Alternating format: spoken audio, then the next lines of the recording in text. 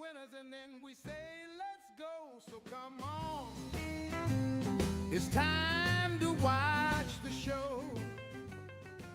Live on a beautiful Friday here in where I am in Northeast Ohio, wherever you are, around the country, around the world. On the West Coast, it's 11 a.m., and there's a lot to get to here on Betting Weekly Hardball. So Chris Macero is with me today. Chris, how are you? I'm great. I'm excited about the weekend. We got, we're back in the college football scene, but so many good baseball games, kicking off some great series, a lot of things at stake. You got the two of the best teams in the league going head to head, Milwaukee and Toronto. Both of them are running out of a little bit of steam, I think. Yeah. The bullpens are a little worked over. You saw that in the last couple of games for both of those teams. So we'll see a lot of exciting games, a lot of exciting series, and a lot on the line. So we'll see what happens. Yeah, let's get right to it with our highlight games of the day. You mentioned the Brewers. Brewers playing the Blue Jays. This is a great series. The two best teams in baseball, the Brewers and the Jays, both have been sensational since really the start of July. And on top of that, a great pitching matchup. Freddie Peralta and Shane Bieber. Brewers are struggling, though. They've lost four. They've gone 4-7 in the last 11. I love the trade of Shane Bieber. I went on our Toronto show here on Bet Rivers, part of the Bet Rivers network, and I said that could be the difference between them winning the World Series or not. We'll see if it turns out to be true. But Shane Bieber, after missing nearly 2 years, makes his first start and was absolutely lights out. And tonight at home against the Brewers, I kind of like him tonight, but you don't like a play in this matchup, right? Yeah. I feel like the last week or so, in the games that both these teams played, it was pretty obvious that they're kind of running out of steam. Like I said, the bullpens for both of them have been worst and second worst in baseball the last couple of weeks, really leaking in the back end. And to your point, Bieber, awesome. His first start, 6 innings, only 2 hits, only 1 earned run, and he had 9 strikeouts. But, I mean, the guy's been off for so long. Does he just bounce, comes right back with the same type of outing? I'm just not so sure. And with these bullpens, as bad as they've been, I feel like this could be an over. If anything, I would lean towards the over in this game. I feel like both the teams have great offenses, and the pitching just hasn't been as strong as of late. So we'll see. Peralta strong all year, 15-5, 2.68 ERA, a little bit shakier on the road, 3.65. I just think it's going to be a great game. If anything, I would lean towards the over. Don't have a play on it. Obviously, I'm rooting for Milwaukee to get the job done, as I'm still hoping to cash my Red Sox division bets. But I know. Should be an interesting series. I'm excited for it. Yeah, and I'm rooting for you on that. I mean, I like Toronto, but I'd like to see you cash in on that. Toronto, obviously, the Red Sox have been playing well. We'll get to them later. The Yankees, who only play well against bad teams, are taking advantage of bad teams right now. That division is far from over. It's the only division in baseball where you legitimately have 3 teams that have a chance to win a division. I unless you want to argue that Texas still has a chance in the AL West, I wouldn't. But should be interesting. Again, we'll get to the Red Sox coming up a little bit later. They're involved in a game with a great pitching matchup, or at least a potentially great pitching matchup as well. Before we get to that, though, let's get to the Tigers and Royals. That's one of the 2 marquee games tonight involving 2 good teams. I mean, the Royals are not in the playoffs, but they're still alive. Chris Paddock, Seth Lugo. Tigers had been playing after that terrible stretch. They've been playing better, but now they've dropped 4 in a row. But speaking of terrible, Seth Lugo, last 8 starts. And this guy, last year, lights out. First half of this year, lights out. Last 8 starts, 41 innings, Chris. He has a 7.24 ERA.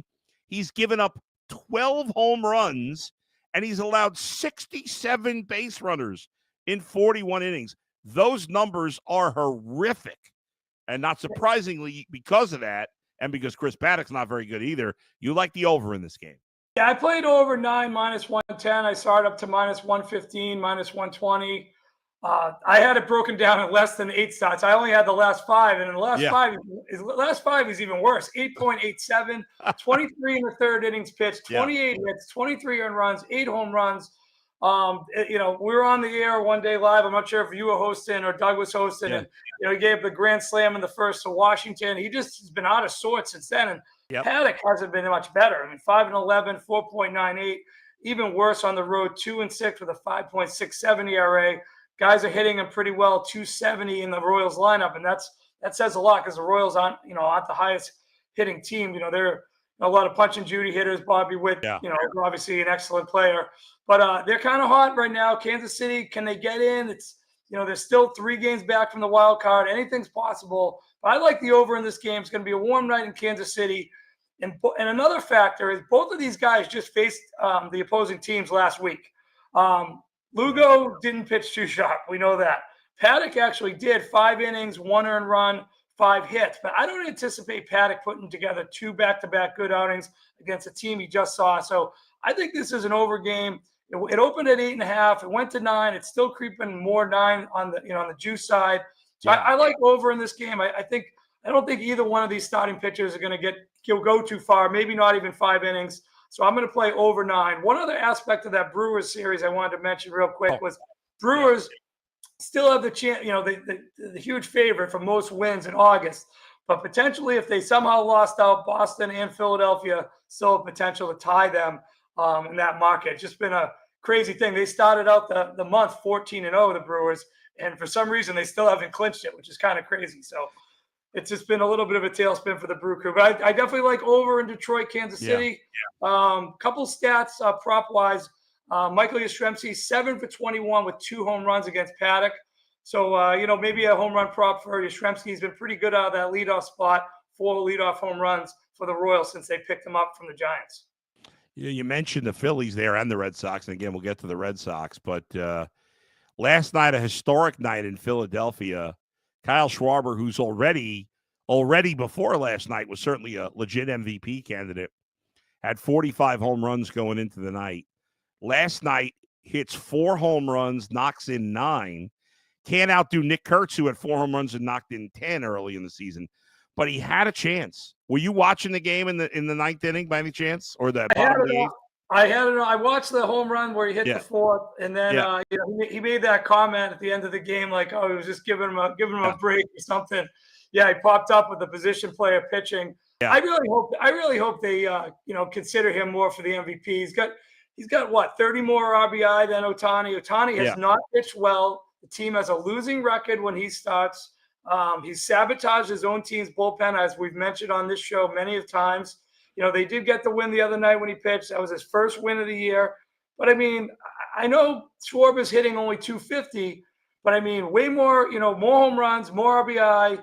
And I just think he's the heart and soul of the Phillies, and I really hope they give him a shot at this MVP. I saw last night. I don't know if it was updated. I haven't seen the updated odds today. I haven't really looked at it, so I'm not involved in the market. But, Ohtani was minus 4,000 heading into last night's game. I mean, that seems kind of extreme for a guy who's only got 1 win, hasn't pitched great, and Schwarber has much better stats offensively than him. So I'm pulling for Kyle Schwarber for MVP, even though I'm not in the market. Yeah, I mean, the numbers are close, a lot of areas. Obviously, as you said, Schwarber is ahead in home runs by a little bit, way ahead in RBIs. What's amazing, have you seen their walk and strikeout numbers, by the way? No, I haven't. Fill me in. All right. Ohtani, 89 walks, 156 Ks. Schwarber, 88 walks, 156 Ks. That's just insane. They have basically the same numbers there. Schwarber's got 4 more home runs. Now, Ohtani does have way more runs scored. He bats leadoff, so part of the reason he doesn't have as many RBIs and the advantage of scoring runs. He's got 29 more ribbies than Schwarber. OPS, Ohtani 995, Schwarber 956, both way ahead of everybody else. On base, slightly higher for Ohtani, but both have a great on base. You're right. By the way, 248 batting average, that's above average in the modern Major League Baseball. That's not bad. I think the average batting average in the league is 240. So their numbers are really close. I mean, it could go either way. I'm caught up in the Schwarber momentum. As a Cubs fan, I've always been a big Schwarber fan. I was always pissed they let him walk. And I would vote. And I love Ohtani. Love him. And I think he'll probably win in the end. But I would vote right now. If I had to vote, I'd vote for Schwarber. I'm with you there. Hey, you're upset that he walked from the Cubs. The Red Sox decided to sign Yoshida over Schwarber. Oh, that's a bad call.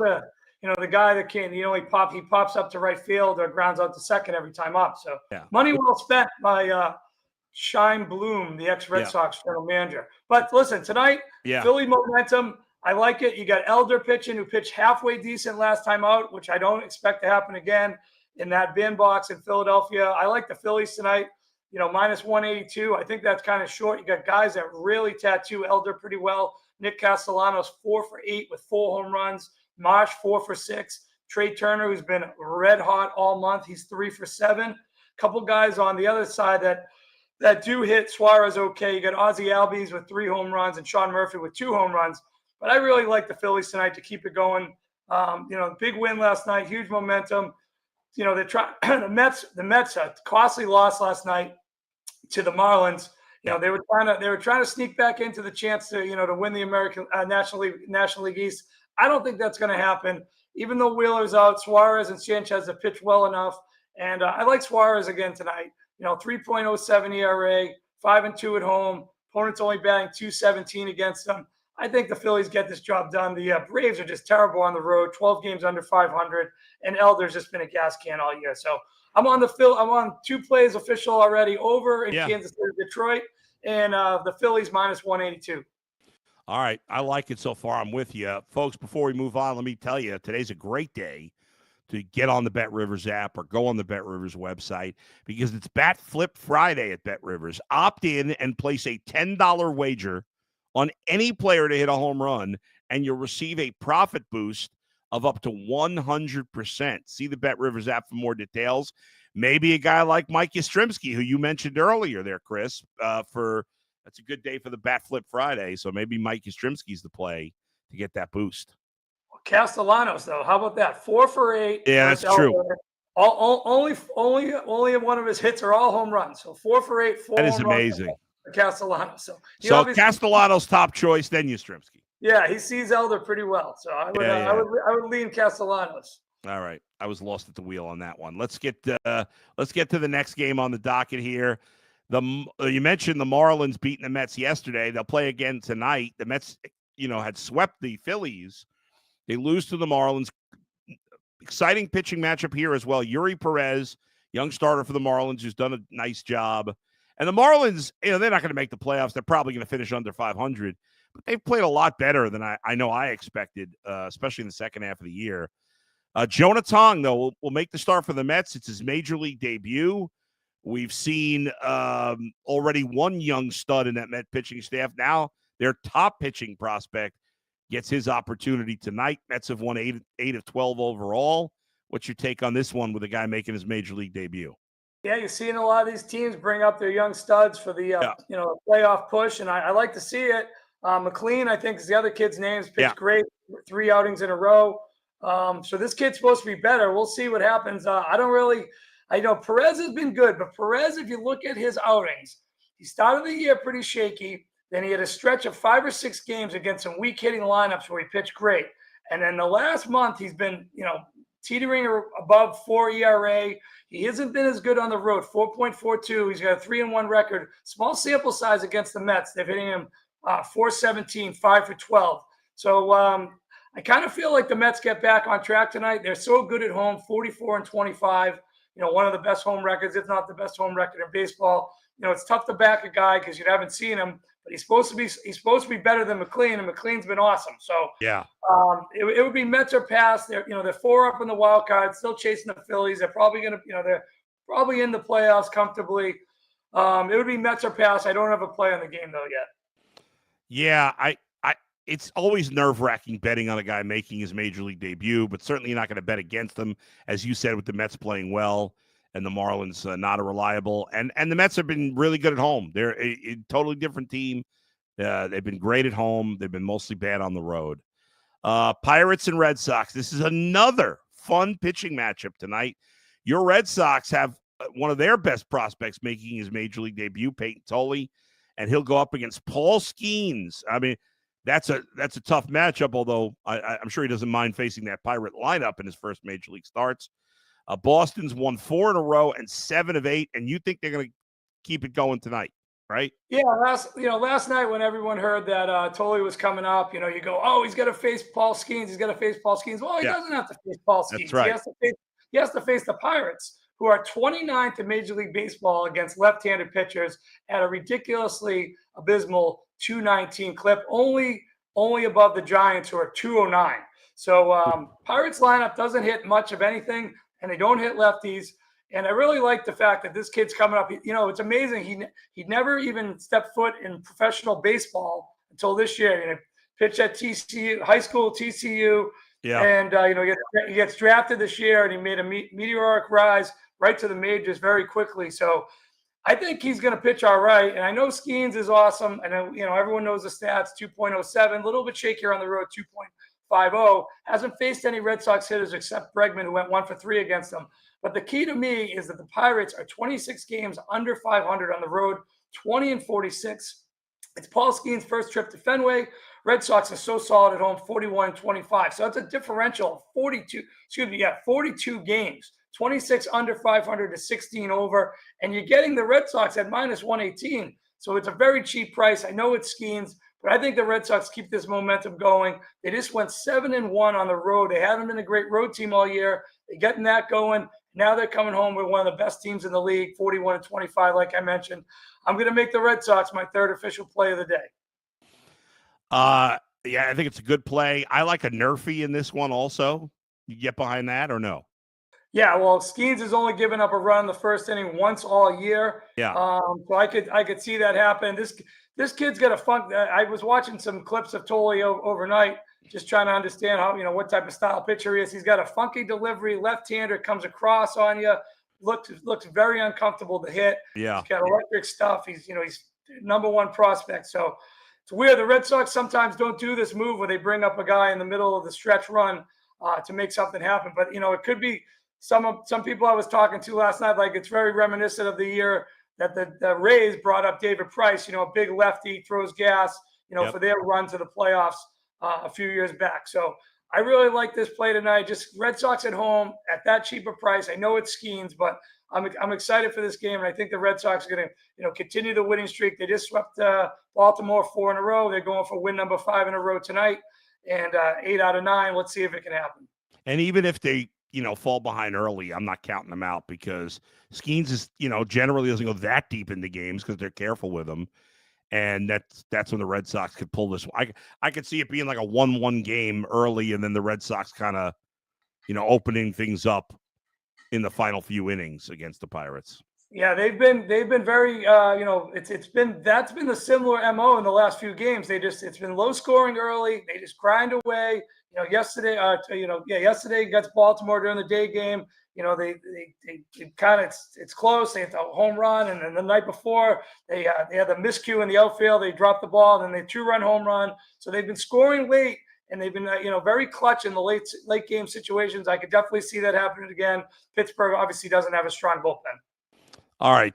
Before we move on to the next game, I want to let you folks know that if you like what you hear on our shows, sign up for our newsletter, get exclusive tips and the free Insider magazine. Sign up for free at bettingweeklystudios.com. If you've got a question or a comment on anything at play today, well, then send it to us in the YouTube chat, and we will read your comments like this one. Shane says, I'd put dollars on the Phillies. The Braves are just bad. Amish Farmer says, Philadelphia doesn't seem to want to re-sign Schwarber either, which is odd. I mean, I don't know that that's the case. We'll see. And then Amish Farmer says 133 strikeouts in the minors for Tolley in 91 2/3 innings. That's.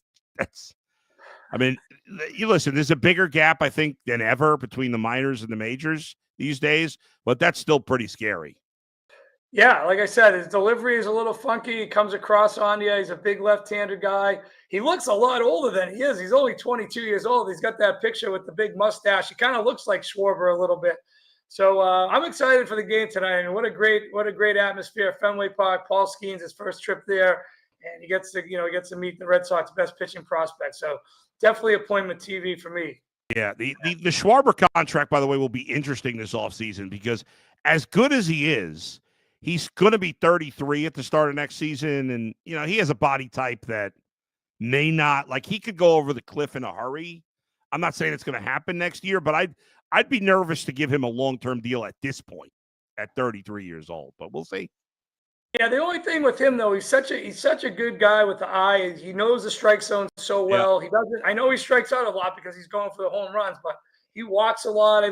There's nothing better than watching a hitter that knows the strike zone. I get really frustrated with guys like Jarren Duran on the Red Sox who just swing at every single. He'll take a first pitch strike right down the middle, and then he'll swing at 3 pitches outside the zone, foul one off, and strike out. It's like, you got to know the zone, and it's really refreshing. Like someone like Schwarber, Soto, even Roman Anthony, the Red Sox, hotshot prospect. Yeah. He just knows the zone. He doesn't chase. And if you don't chase, you're going to get better pitches to hit, and you're going to be a more productive player.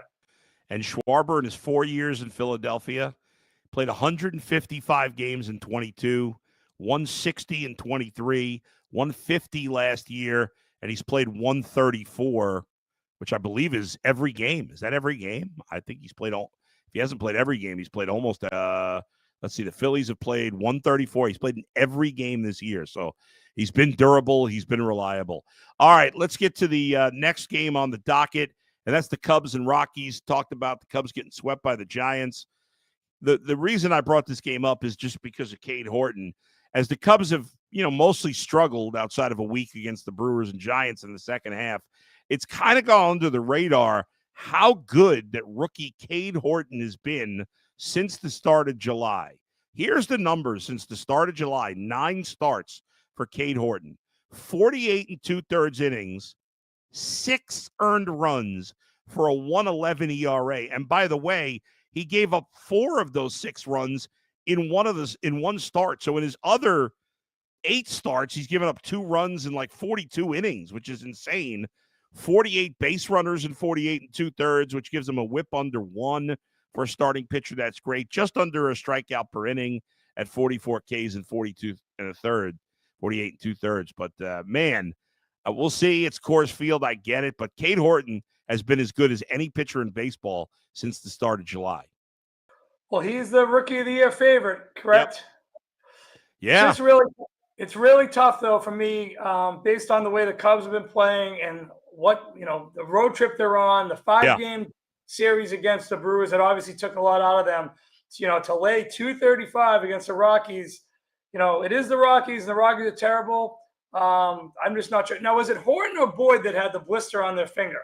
It was Horton, but then he came back and pitched great after that. So if you look at Horton, let me bring this up again. So Horton left the game 2 starts ago against the Brewers. He left after 2 2/3. He'd given up a run, and he had the blister. And then he made his next start. It was again, I know the Angels stink, but 6 innings, 3 hits, a walk, no runs, 7 Ks. So obviously it did not, and he only threw 74 pitches.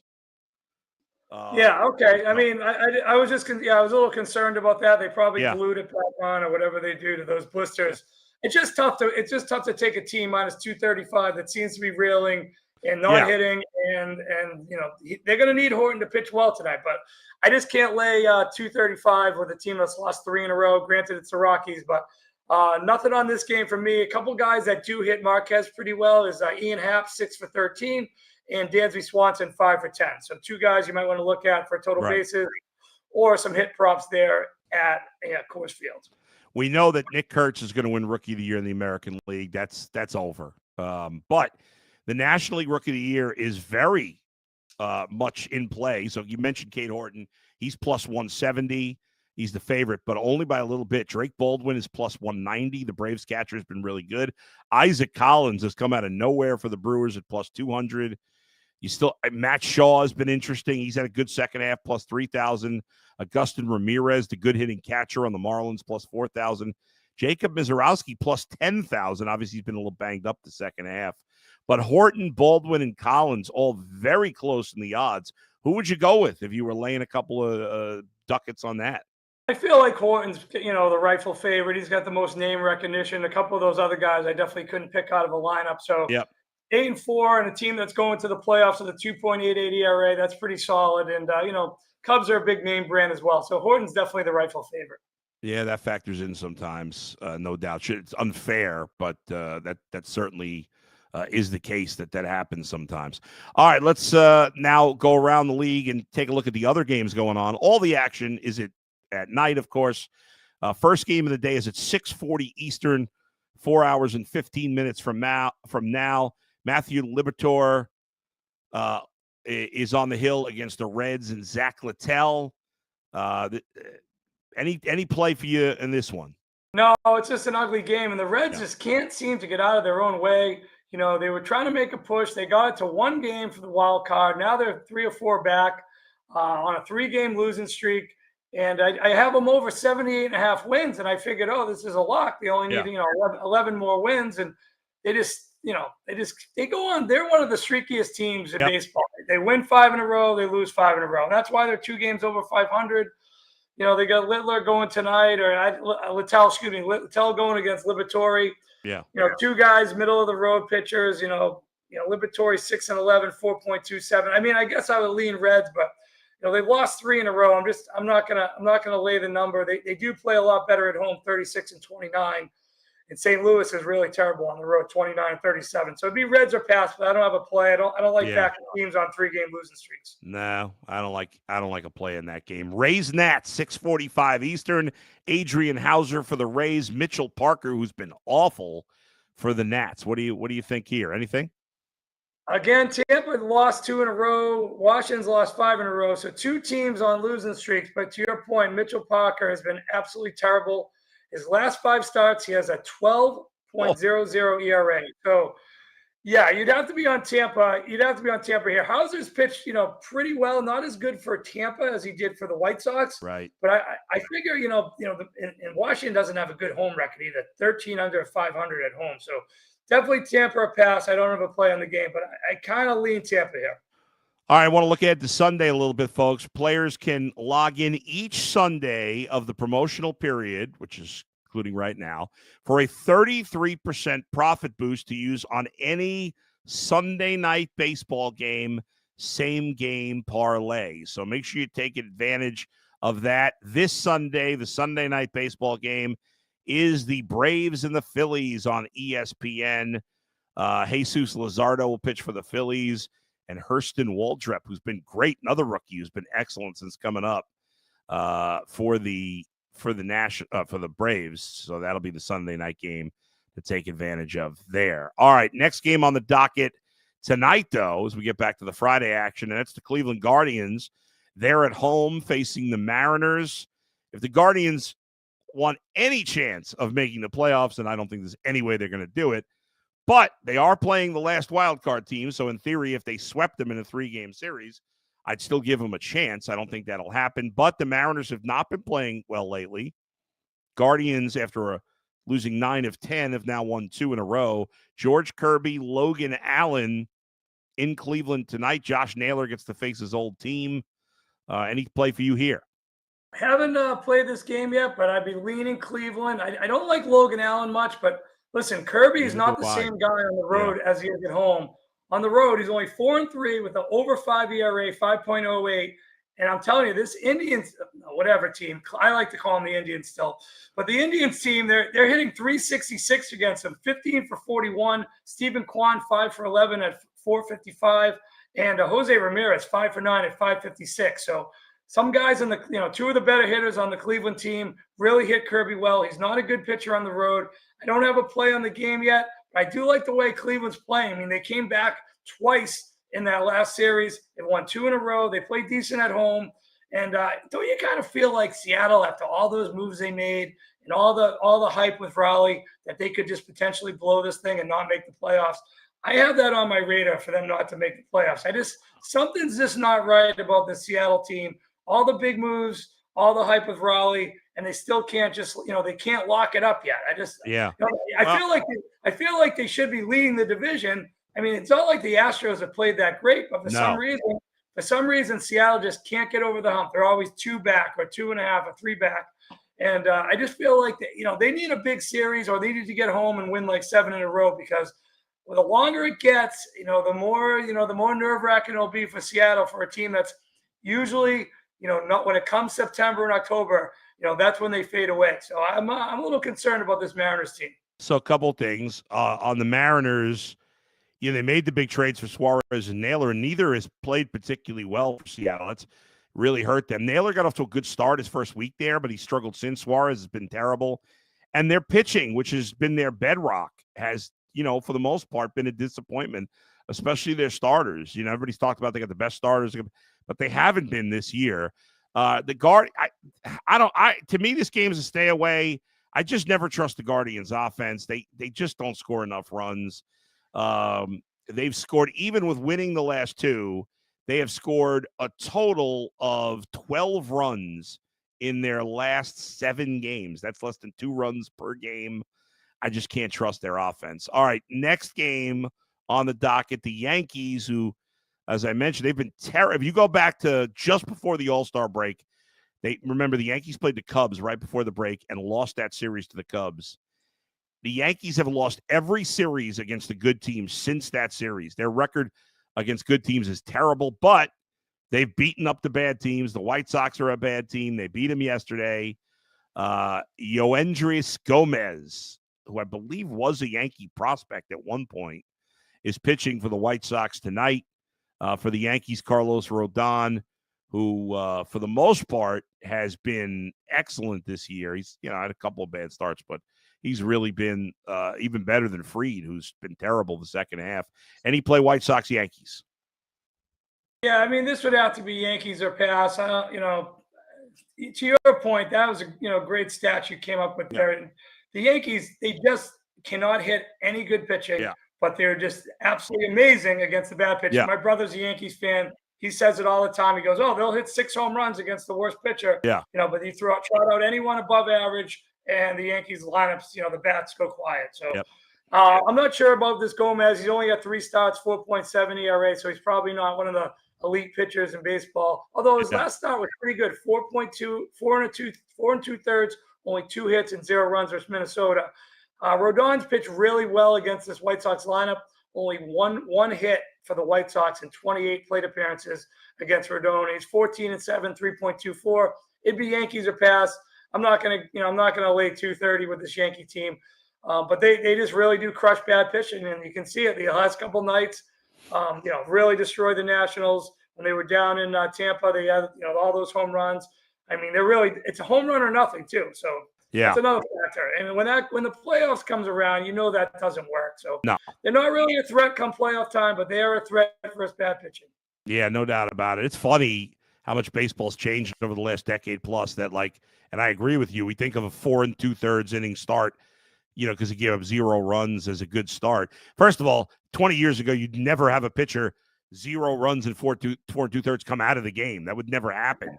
Now I feel like you see it all the time. A guy goes 4 2/3, gives up 0-1, 0-1, or even 2 runs, and they're out of the game. It's just so strange the way that's happened, but it is what it is. Angels at the Astros. Tyler Anderson just came off the paternity list, I believe. And he will be up against Christian Javier, who's just recently come back from injury. As you said, the Astros are not playing particularly great, but they're obviously a lot better at home. They've struggled on the road. Maybe they're cheating at home again. I don't know, but I shouldn't speculate, but they've done it before, and they're significantly better at home.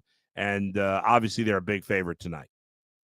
Yeah, I don't have a play in the game. Maybe the over, although the Astros bats have been kind of quiet lately. But Javier, only 3 starts this year, only 10 innings pitched, 9 hits, 6 earned runs. It's given up 8 runs total, a couple unearned runs, but 5.4 ERA. And Anderson on the road, 5.74 ERA. Angels are just running in place, losers of 2 straight. Astros have won 2 straight. So maybe look to an over here. I don't have a play on the game. Astros 2 games up on Seattle, like I mentioned. All right, we got the Padres and the Twins at 8:10 Eastern. Nestor Cortez against Zebby Matthews. This is an uninspiring matchup. Yeah, for someone pulling for the Padres to stay within contact of the Dodgers, this is the type of series that scares me. The Padres just go to the Midwest. They're playing a team they never play, outdoors, and just maybe a different environment. I could see this being a trouble series for the Padres. Not going to back Matthews, not going to back Cortez. I'm just a little concerned with the way the Padres offense has been going. A lot of guys on base in that Seattle series just weren't able to punch many clutch hits across. So concerning a little bit. The schedule does ease up. Minnesota's not like that. Minnesota's good. It's just a weird matchup for them. Schedule does ease up coming up soon. They got 7 games against the Rockies, 3 more with the White Sox. So the Padres have their chance to get back in it. 2 back of the Dodgers right now. No play for me though on this game. Speaking of the Dodgers, they host the Diamondbacks tonight at 10:10. Zach Gallen and Blake Snell, who has an ERA under 2. Any play here? Dodgers, big favorites. Gallen's just been terrible this year. I'm not sure what happened to him. He's been just, 5 ERA overall, 5 ERA on the road. Dodgers are hitting 282 against him in a pretty big sample size, 40 for 142. So it'd have to be a Dodgers or pass, but I'm not rooting for the Dodgers, so I'm not going to be in on the game. But to your point, Snell, fantastic. Usually when these guys come back late in the year, they're not this tuned in already. 6 starts, right? 3-0 with a .90 ERA at home. Pretty big sample sizes against this lineup too. Only 19 of 102 versus Snell. So be Dodgers or pass, but I'm gonna hope that this feisty Arizona lineup gets to Snell. He pitched. Was he in Arizona at some point? I feel like he was there a couple of years, right? No, maybe not. Snell? Is Snell ever in Arizona? He's been everywhere. Tampa, I don't think so, but let me double. No, he was in Tampa, San Diego, San Francisco, Dodgers. That's his okay. 4th top. Okay, so he needs to pitch for the Rockies and the Diamondbacks to finish out the division. That's true. Yeah, Gallen's. It's tough to back Gallen, but Snell's been really good. I'm not going to lay 200, and I'm just going to hope the Diamondbacks pull out a miracle. How about that? Last 2 games, you got the Rangers, A's, and Sacramento 10:05. Jack Leiter and Jeffrey Springs, and the Orioles and Giants. Giants coming off a sweep of the Cubs have Robbie Ray against Dean Kramer at 10:15. I kind of like the Giants to stay hot tonight. Anything for you in either of those games? Well, look at this. This A's team all of a sudden is one of the hottest teams in baseball. I got them over 71.5 wins. I was counting that as a loser, and I just looked up. They only need to win 8 more games. This is a similar setup for Texas that they had about a month ago. They had just won 7 in a row. They came out west. They're like, they're going to get back in the race. I think I smell a rat. I'm going to be on the A's tonight. I feel like this Ranger team cannot win a road game. 26-40 on the road, 14 games under. I know they just won 5 out of the last 6 at home. But for some reason, when they go on the road, especially to the West Coast, they have a lot of trouble. I know Leiter hasn't been great on the road. I know Leiter hasn't been great, which is another reason I'm backing him. Springs hasn't been great either. But I just feel like this A's team's hitting right now. They're feeling good. They've won 3 in a row. And I don't buy the Texas little win streak because when they go on the road, they just don't get it done. So give me the A's tonight. I think they're about -140. Okay, -148 on the board. Yeah. I'm going to be on the A's tonight. And then in the final game, another series where I think, San Fran's not going to make the playoffs, but I think they're kind of playing for next year. I think a lot of guys are fighting for their jobs. They got new general manager there in Buster Posey. Potential for a new manager. Rumors that Bochy might be going back to San Fran. Devers all of a sudden has caught fire. He's 7 for his last 16 with 2 home runs. And he hit Kramer pretty well, too. A lot of experience when he was with the Red Sox. 7 for 23 with 2 home runs and a 304 clip. Got to like the Giants tonight. Baltimore just getting swept by Boston. Heads out to the West Coast just to kind of play out the string. Kramer is not the type of guy you want to break up a losing streak. 4-6 with a 4.97 on the road. Give me the Giants -148 tonight. I like both of those West Coast games, A's and Giants. Folks, we just broke down all 15 games for you in Major League Baseball on the docket tonight. Chris, now let's wrap it up with going through your picks, your best plays for tonight. Okay, so we got 5 games that we're definitely going to play over in Detroit, Kansas City. I like this game. Lugo just been a train wreck lately. Last 5 starts, ERA over 8, and no one can trust Paddock. He's just he's probably the least reliable starting pitcher still going in baseball if you take out the guys from the Rockies. I'm going to lay it with the Phillies. I know it's a big number, but I love the Phillies at home.